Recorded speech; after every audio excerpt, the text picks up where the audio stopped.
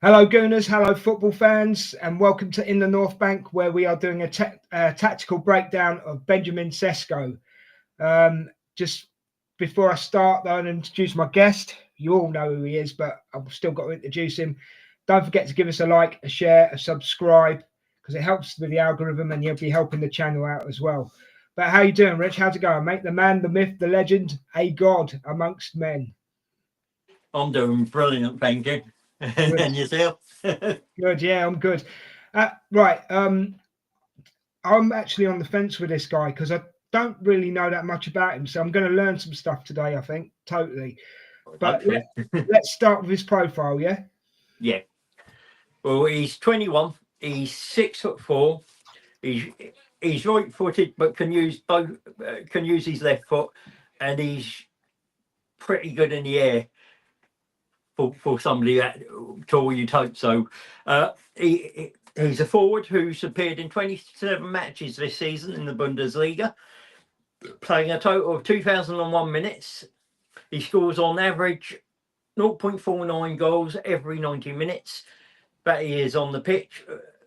That performance currently ranks him 29th out of 370 Bundesliga players who've played more 3 games or more. Would you expect that percentage to be higher though for someone of his skills? I guess. Would you expect that to be higher? Higher than 29th? Would you expect it to be higher than 29th? Possibly, but this, I mean, I think he had a slower season this season than last season. So, but quite a few players have because of the length of the season before. I believe he's been compared to Erling Haaland, doesn't he? Like he's like the next Erling Haaland. What's your thoughts on that, mate? Yeah, I mean, I can see the comparisons. He's got the ability and the physique. He's better fucking looking, bud. I mean, Haaland's a pig, but but yeah, if he keeps progressing the way he is, he's got the ability to probably even surpass Haaland. Okay. I mean, he's still young, isn't he? So yeah, he's got time on his side, hasn't he? Yeah. Yeah, that's cool. Before we go any further, I just want to say to people at the time of recording, this information is 100%. But obviously, if you don't watch it on the day that it's put out or you're watching it later, stats could have changed. So everything will be in the description down below if you want to go and check out things yourself. And don't forget, if we're going too fast for you, you can always pause the show and read whatever's on the screen, just to give you a bit more of a better background. But let's go to his minute by minute, mate. Yeah, he scores a goal every 182 minutes, so every 2 games roughly. He assists every 400 minutes. He's booked every 1,001 minutes. He scored 8 penalties, missed none, which is 100% conversion rate. His goal rank puts him 29th out of 370 players, and his assist rank puts him 59th out of 370 players. Again, though, he's a out and out striker, isn't he? Yes. So you're not going to get many assists. They're very selfish, aren't they, strikers? You're not going to get many assists, are you? No, yeah, and it's what you're wanting and expecting from a striker. You to be a bit more selfish and be more in the box trying to finish. It looks like he's a good penalty taker, so Saka might have some competition. Yeah, I mean, we've got quite a few of those in the Rice, Trossard, in the squad as well. So it adds another one, and that makes penalty shootouts a bit more of a. Well, they're not as scary. They're not as scary, are they? If you've got a good penalty taker. Yeah. Okay, so I've got a question from Mark who's doing the slide, so I'll ask the question on his behalf. Right? Is there anybody in the Arsenal team who can hit the ball as hard as this lad at the moment? At the moment, as hard, probably Partey. but Party's not as accurate. Right. Okay. I'm surprised by that. By you saying Party, I thought Declan Rice would have been your answer there, but that's fair enough. You're entitled to that. That's absolutely great. Is there anything else I want to bring up about the minute by minute? No, you've covered everything. As I say, as a striker, he's not going to do many assists. He's a powerful lad, isn't he? He is an absolute beast of a man, isn't he? For 21. Yeah. Oh, he is, yeah. Oh. Right, okay, so let's have a look at shots taken then, mate. Right, he's taken 40 shots, which is 2.01 shots per 90, which puts him in the 90th percentile. He's had 25 of those on target, which is 1.25 shot on target per 90, and it's 93rd percentile. He's had 15 off target, which is 0.75 per 90. His shot conversion rate is 25%. His shot accuracy is 62.5, and shots per goal scored is 4. Okay, cool. 11 goals in 27 games. That's a good return, I think. Yes, it's a good return. It's it shows that that shot accuracy helps, and I mean the conversion rate is better than Havertz, so you're expecting him to get more than Havertz within the season. So how does he like the ball played for setting up a shot? I mean, does he like to run at defenders? Does he play off defenders? I mean, from what I know, and it's, as I said in the beginning, it's not very much. He's very good at holding the ball up, isn't he? So is he more of a run at defenders, or does he? He can run. He can run and shoot from distance. He's quite good with a ball at his feet in tight spaces and get shots off like that. Aerially very good, so he's better than Gyokeres in the air, so he can score with his head. So he's probably more complete in that sense. Right, so you would say he's a complete striker. Would I be right in saying that? Yeah. Yeah. I mean, there's still a rawness and he's still got a lot to learn, but the fact that he can score with both feet, he can take shots from distance, he can do the penalty box stuff, and he can score with his head, pretty much makes him a complete all-rounder. So his percentages are good. He's got a good shot. His accuracy's not bad. It's looking pretty good for him, isn't it? Yeah, there is definitely something that there to work with, which is all we can help. He's a diamond in the rough, and I think Arteta likes diamonds in the rough, mate. Someone not so much can be moulded, but can bring out the best in the player. Yeah, I mean, we know from players like Sane and Sterling and Jesus have all said that he's helped them when they were at City with their game, improving aspects of their game. So he could very well do that with Sesko. Fair enough. The lad has got a lot of potential. It seems that the lad's potential is limitless at the moment. Yeah. Yeah, you'd agree with that, yeah? Yeah, I think, I mean, it's really just whether he applies himself. He gets a bit of luck with being injury free, and he doesn't get bogged down by the price tag, which some players do. Okay, so let's have a look at his assists, passing, and chance creation.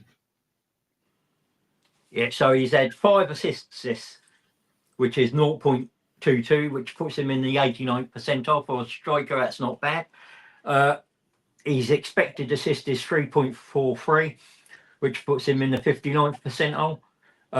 Passes are 469, which is about 23.53 per 90, which puts him in the 13th percentile, but he's not in midfield, so that's acceptable.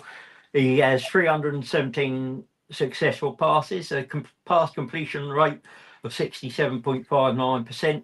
Key passes 13, crosses 2. He's not completed a single cross, and he's assisted every 400 minutes. Cool. Is he a team player? So will he get back and defend, or at least to the halfway line? Will he do that?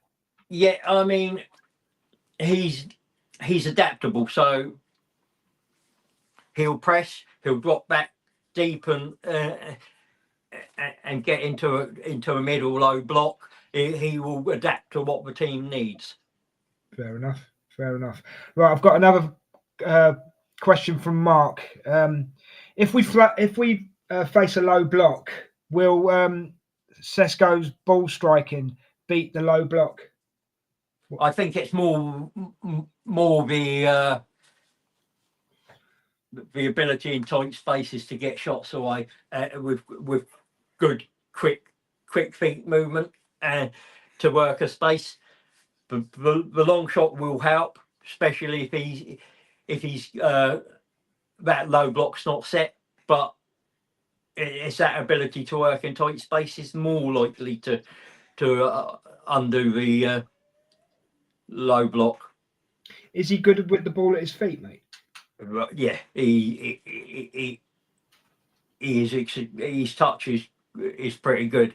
I mean, like most players, they'll have times when that touch is awful and then it's sublime. But he is young. He is that inconsistency will still be in his game. But as he gets older, think of a Kane and a Lewandowski with that ability for the ball to stay and attach to it. Nice one. So is he more of a down the middle striker, or is he like Thierry Henry coming off the wing and coming in at an angle? Which does he prefer? Well, I mean, we haven't got the shot map, but he is more. I mean, he will come in, but most of his shots are from a sort of central area. But he can. What he will do is start from wide and drift into, very similar to David. He'll use that pace, and if he can get behind and take those shots. So he's the type of player. He's the type of player who could be a sole striker, but he wouldn't mind if there was another striker on the pitch with him. Yeah. Oh, definitely. I mean, he could work quite well with a 10 or as a 10 if need be. So sort of go back to that old-fashioned English 4-4-2. I think the best I've ever seen is Beardsley and Shearer. I'm just thinking how he could work with Havertz as an example. Do you know what I mean? Yeah. As I said, Beardsley and Shearer were a great example. One would drop deep for the flick-ons, and the other they complemented each other's game really well. And I think Havertz could do, and him together could do that. That's cool. And obviously he's going to like the balls in from, say, Saka and Martinelli, if Martinelli and Saka are on the wings. Yeah, and Royce's corners and free kicks, Odegaard's free kicks and that. So it's another tall target. Yeah, and we need that, don't we? Yeah, you think you'd have Saliba, you could have Gabriel, you have him, and if you chopped in Havertz or Marino in there as well, you're starting to make opposition defenses struggle to keep them all quiet at the same time. Yeah. Right. I mean, as I say, you're making me do a 180 here, Richard, because I wasn't so sure on this kid, but it's impressing me what you're telling me. So let's go on to his goals and XG. Yeah, so his goals are 11 scored, about 0.52, 97 percentile. Goal involvement 19, 0.79. Goals at home 8, 0.61, all in the 90 odd percentiles. Goals away 5, so he can score away. His expected goals were 13.18, so not much above what he's doing. Non-penalty XG is 11.78. He scored 2 penalties this season. He's not scored any hat-tricks. He's not scored 3 or more goals in any games, but he has scored 2 or more goals in one game. And he's 182 minutes per goal. Cool. So he's going to be pretty cheap he's going to be cheaper than Gyokeres, isn't he, for Arsenal? Yeah, he's a little cheaper than Gyokeres. He's still going to be around that 60 million, 60 to 80 million euros mark. So, but that's reasonably cheap for a striker. That's going to get good goals. Sorry, mate. How do you see him coping in the Premier League? Do you think he'll take to it all right, or do you think he'll need a bit of time to bed in? Bedding in might take time, but that's with any player. He's got to get used to the team. He's got to get used to the league. But physically and with his skill set, I'd expect him to cope with the demands of the English league. It's just that settling in, coming to a new country, settling the family, getting to know the teammates, those sort of things. All that chemistry can take time. Sometimes it will work straight away. But if you look at Henry, something like 14 games before he got into his stride. So I wouldn't be concerned if it took him a little time to hit the ground running. Fair enough, mate. To me, we'd have to get him in before pre-season, wouldn't we? We'd have to get him in for the tour, if there was a tour before the next season, to hopefully give him a head start. Yeah, I think we've got 3 games. We've got AC Milan, Tottenham, and Newcastle, all in Japan, I believe, and then we'll probably have the Emirates Cup and maybe another one in a cup, and maybe a couple in America even. So yeah, it's important. Pre-season, we showed that the season we got Jesus and Zinchenko in, and they came in before the season started, and look at how that worked out that season. So Arsenal need to get the business done early, don't they? Yeah. I mean, I'm not just talking about Sesko here. It'd be the same for any of the strikers that we're reviewing. You know, technical breakdowns that we're doing. We need to get the business done early. Yeah, you need to get most of your business done early. So you do your midfielder, your winger, and your striker all in before pre-season starts. The other positions, like the backup goalkeeper and the can maybe wait, but you definitely want those 3 positions in before pre-season starts. Yeah, okay. Well, let's have a look at. Let's let you do your summary, Richard. Yeah, so he's a natural born striker. He has an exceptional physique and goal scoring ability. He's proficient in shooting, dribbling, and aerial duels, while also executing relentless pressing at the front. Additionally, he has the versatility to drop deeper, participate in build-up play, and link up with teammates depending on the tactical needs of the team. With such a skill set, he is perfectly fit the mould of a modern day striker who is expected to fill multiple roles in today's football. Personally, I think he's one of the most exciting young striker prospects. If he continues that development, he has the potential to blossom into a world-class talent at a top class. He's gaining valuable experience at Leipzig, and while we don't know what club he'll play for in the future, I think he will adapt and thrive wherever he goes. It remains to be seen whether he can become the next Haaland, but undoubtedly he possesses the potential and perhaps even the capability to surpass that level in the future. Well, I hope so for him, even as a career, you know. But I will say this: if he came to Arsenal, it wouldn't upset me. I'd probably get a little bit excited about it, to be honest. Yeah, I mean he's one of the top three